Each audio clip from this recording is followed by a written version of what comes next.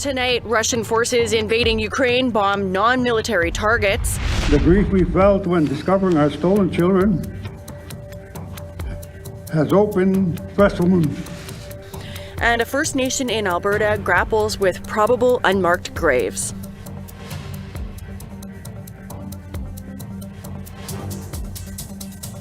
Good evening. Welcome to APTN National News. I'm Melissa Ridgen. We have new images to show you from a suburb of Ukraine's capital, Kyiv.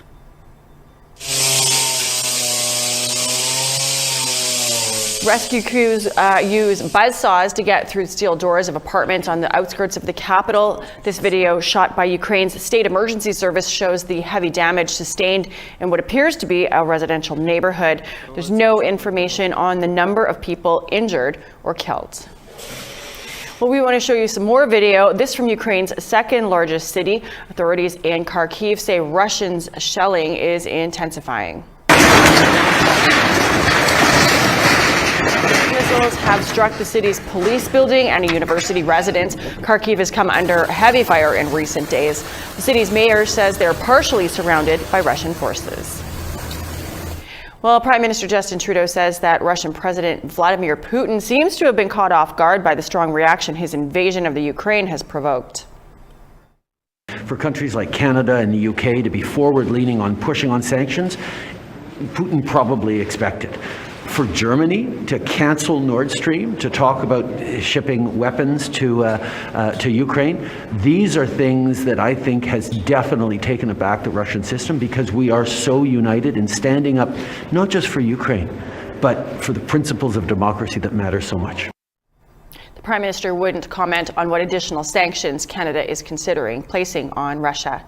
Well, the war is affecting youth sporting events that host northern athletes from across the circumpolar world. Russia has been suspended from participating. The Arctic Winter Games International Committee has suspended athletes from the Yamal region in Russia. These games are held every 2 years, and around 2,000 young athletes from around the world attend. Yamal was set to host the games in 2026, the first time the games were held in the region. Located in northwestern Siberia, the Yamal Peninsula is also home to a handful of indigenous minorities. Well, the Kapawegano First Nation in northern Alberta announced that 169 possible unmarked graves were found at the site of the St. Bernard's Indian Residential School. APTN's Chris Stewart has more on that. Another residential school has been identified as having potential unmarked graves of children who attended the Gerard Mission and St. Bernard's Indian Residential School, operated from 1872 to 1961. In October, the Institute of Prairie and Indigenous Archaeology from the University of Alberta used ground-penetrating radar and drones on 1 acre of the former residential school. Their results: 129 sites with probable graves, 32 possible locations, and 8 likely locations. 107 of the 169 probable graves were found at the community cemetery. Dr. Keisha Supernaut from the University of Alberta is Métis and led the search. We do not need ground-penetrating radar results to know that children didn't come home from this school. The knowledge of survivors and the extensive archival records already contain clear information about children dying while in residence here. The use of ground-penetrating radar and related techniques are being used to try to identify where these children are buried, including those who may not be in those records. Dr. Supernaut says she discovered during her research that she had family who never returned from that residential school. As someone whose family members are in the records of the children who died at the school, I feel the pain of loss of those who should have been my aunties and uncles. Each of these children was a beloved part of a family, and no one has been held accountable for their deaths. Chief Sidney Halcrow of the Capuano First Nation told those gathered that this discovery of unmarked graves will need a lot of healing. The grief we felt when discovering our stolen children has opened fresh wounds. We remember the desolation of our people felt when our children were forcibly removed from their families, communities, to be placed in Indian residential schools.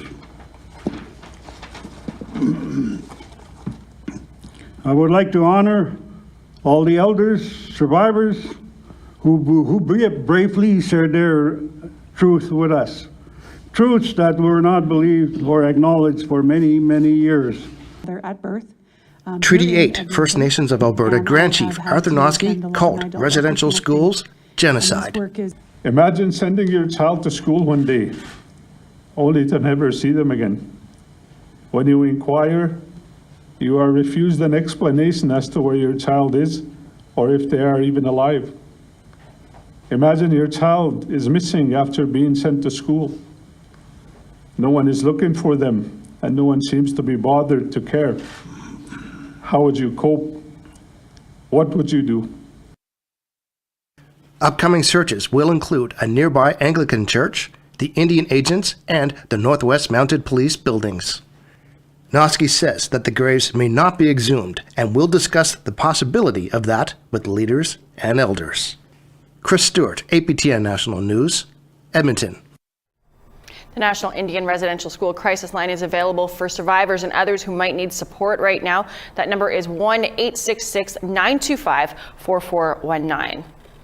Well, it's a bombshell report which confirms staggering allegations of racism at Indian Oil and Gas. That's a federal agency run by Indigenous Services Canada.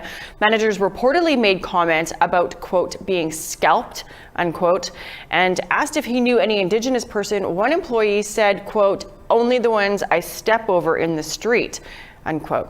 Leticia Wells used to work at Indian Oil and Gas and first spoke out about the racism that she experienced there in her former workplace last year. She joins me now. Leticia, thanks so much for joining us. The report confirms what you've been saying all along. You know, how do you feel to have that confirmation? It feels legitimate that I'm not just an ex-disgruntled employee, yet again an Indigenous woman seeking vengeance or trying to bring bad publicity to an office. It's a true claim of toxic authority practicing absolute power over Indigenous people. Yeah. You know, what was your experience like working for the federal government? If you could just remind us again, and we've heard it before, but many of our audience might not have known. I had an excellent relationship with the federal government up until I believe I was targeted. I was the target of racism. From that point on, it's been the worst working experience in my life regarding racism. It got so bad that when you have a group of Indigenous women speaking of suicide in an office, just to be heard internally, because nothing was being done with our grievances. You have a problem. You have a huge safety problem. You have a liability problem, and you have accountability issues now for dismissing all of the individuals previously that tried to grieve the toxic authority. You know, what should happen now that this racism has been laid bare for everybody to see? I think that it's time that IRC, Indian Resource Council, steps up to make a statement as an advocacy group for Indigenous people to stand behind us.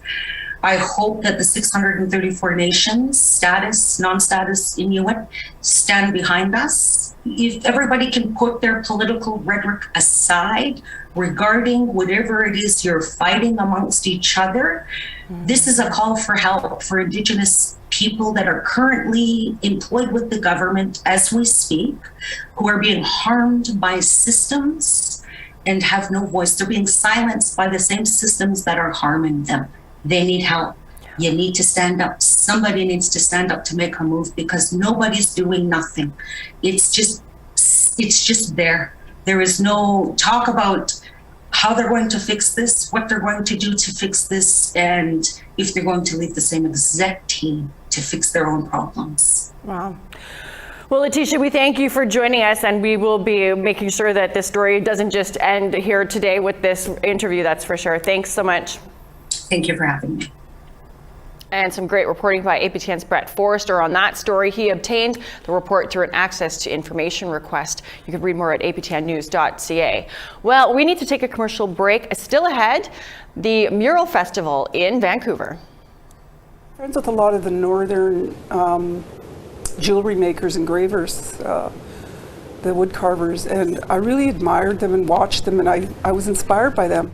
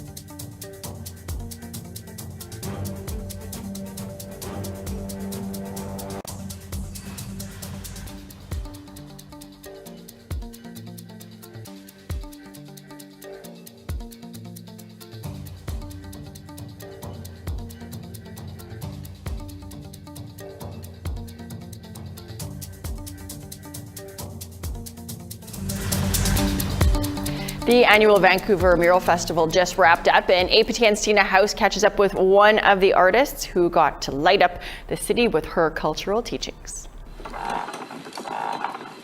Deborah Sparrow from the Musqueam Nation says, at first she wasn't sure what she wanted to do when she was younger, but she got inspired by watching other artists. I was friends with a lot of the northern jewelry makers and gravers, the wood carvers, and I really admired them and watched them, and I was inspired by them. 35 years later, and Deborah Sparrow is one of the most well-known and highly respected artists of her generation.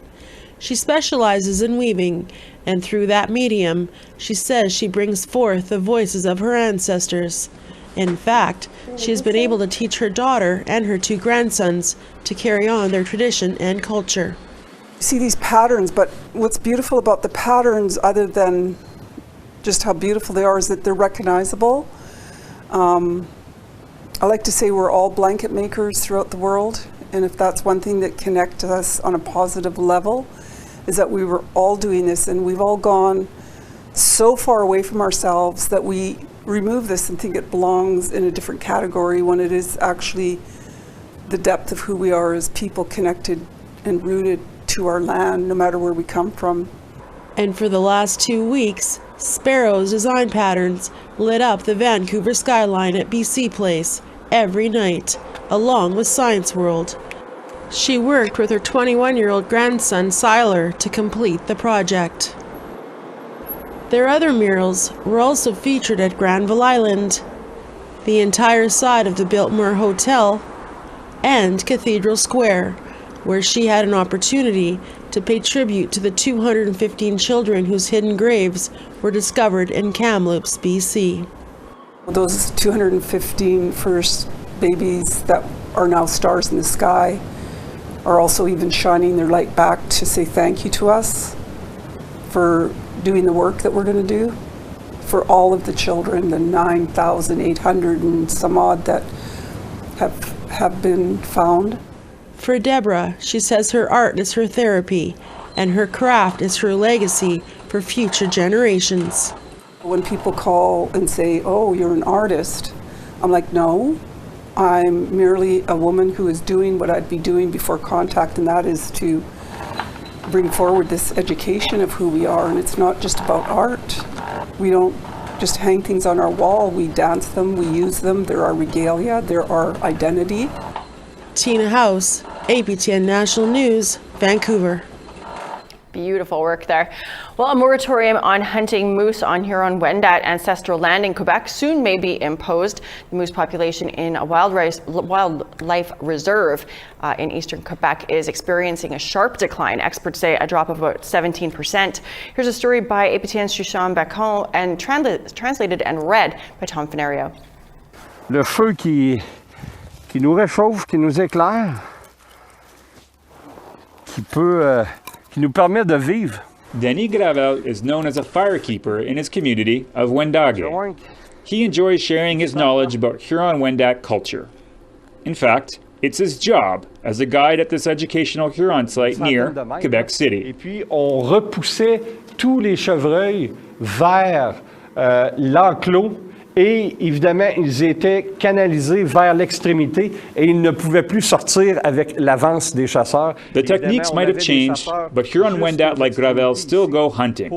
Moose is usually Gravel's preferred game, but there's talk of a moratorium to moose hunting in the Pole-Neuf Wildlife Reserve, a territory in which the Huron-Wendat have been present for generations. On est rendu à ce moment, à cette époque où on doit protéger la ressource pour qu'on puisse permettre à nos enfants, nos petits-enfants de pouvoir en profiter. According to Jean-Pierre Tremblay, professor in the Department of Biology at Laval University, the science agrees with what hunters like Gravel have noticed. The moose population is in trouble.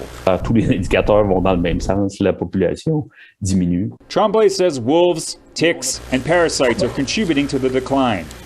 And now hunting needs to be addressed. C'est sûr que le facteur principal là, est celui sur lequel, le curseur sur lequel on est capable de jouer le plus facilement, relativement, c'est la récolte, là, parce que ça, on le contrôle à peu près entièrement. APTN requested interviews with the Huron-Wendat Nation Band Council and the Quebec Ministry of Wildlife. Both refused, stating that discussions concerning the moose are ongoing. Meanwhile, Denis Gravel continues to tend the fire here.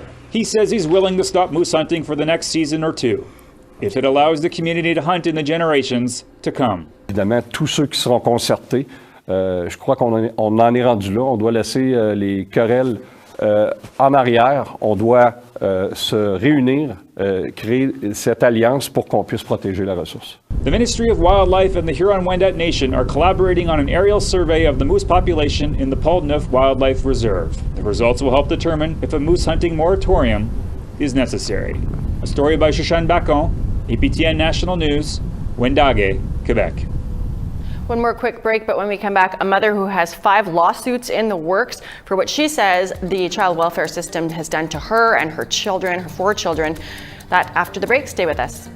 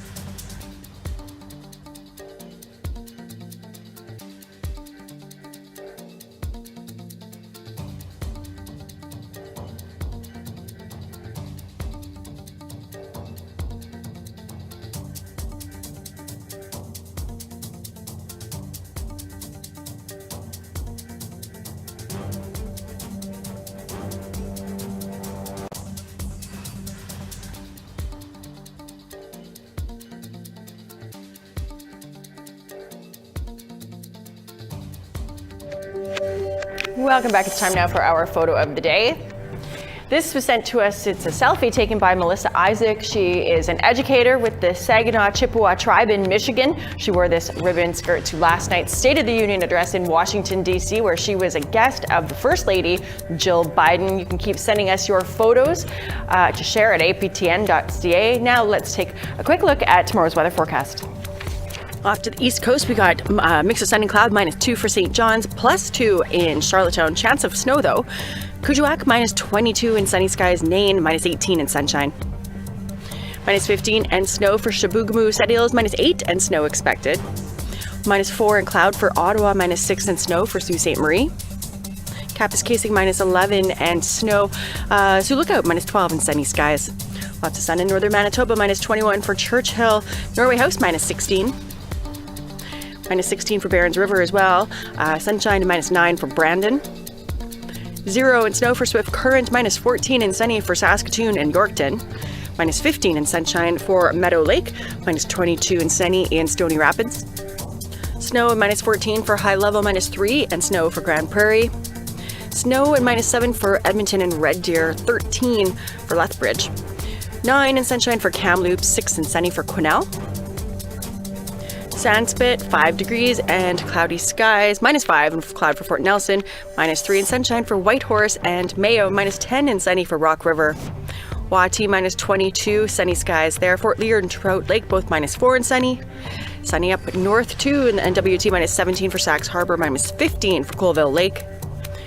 Arviat, -18 and sunny. New Yacht, -19 and sunshine there. And -15 and snow for Pangertung and Clyde River. Well, we have a fun new development here on APTN News. Daryl Stranger will be the host of a new bi-weekly sports segment on your Friday newscasts. It's called Sports with Stranger. Let's find out what he has in store for us. Daryl, this is exciting, very exciting news. Yes. So what is Sports with Stranger? What are you going to be doing? Yeah, so I mean, Sports with Stranger is what it sounds. I mean, it's sports with me, you. Daryl Stranger, right? Love so it. I hope to be doing a lot of things, one-on-one interviews with professional athletes and local athletes, just giving the one-on-one for the audience that sometimes they don't really get, and sometimes it kind of gets lost in the shuffle with some other interviews. I'm going to be doing. I might try out some sports myself. I'll be. Can I contribute to the list of the sports I would like to see you try? I've started the list actually. It begins with figure skating. Well, we might need to bump that one down. But my athletic ability might not be as on par as it was a few years ago. But we'll be trying that out. Historical look at some how some sports got started and the Indigenous angle to that. You look at lacrosse, you look at hockey, totally. right? So that kind of thing. And then I'm also going to be looking for you, the audience, to send us highlights of anything sports related. So, any sports games or clips or anything like that, send our way, and I'll be doing a highlight of the week. This is so smart. Okay, so how did all of this come to? Well, I've almost got two questions to this. Why haven't we done this before? And also, how did this all come to be? Yeah, so I don't know if I can answer the first one. That's something I've been asking myself we can too. Ask our bosses later.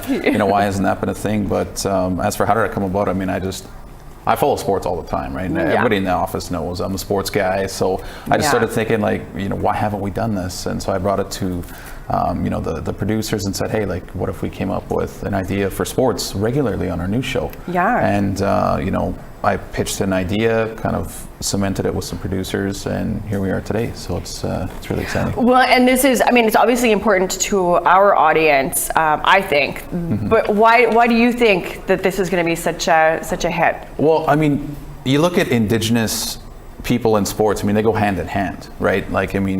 You look at, it just brings a sense of community pride, respect, resiliency. You look at some of the professional Indigenous athletes, they don't go anywhere without their community and their family and that sort of thing, right? So true. That's one aspect of it, and we don't have it, and that's a big thing that I thought we needed to have on our show is to show just how important sports and Indigenous people are to sport in the other sense, right? So, and how active we are. I think I had said a while ago, I think we could have done an entire series just on the the baseball in the summer on the prairies, right? Like that tournament drive, like Saskatchewan especially, but Alberta and to Manitoba to a lesser extent. You could do a whole reality show on that. You look at things, we could do a whole show on just one sport each, right? So it's kind of a big bite to take right now, and it's starting small, but there's just so many things that I want to do, and I want to, share this with the audience and have the audience interact with us as much as possible as well. It's going to be awesome. We look forward to it. And that's this Friday. Starting this Friday, and it'll be bi-weekly Fridays, and just hope everybody can tune in. Well, we for sure will. I mean, I'll be here watching. Thanks so much to Daryl for joining us.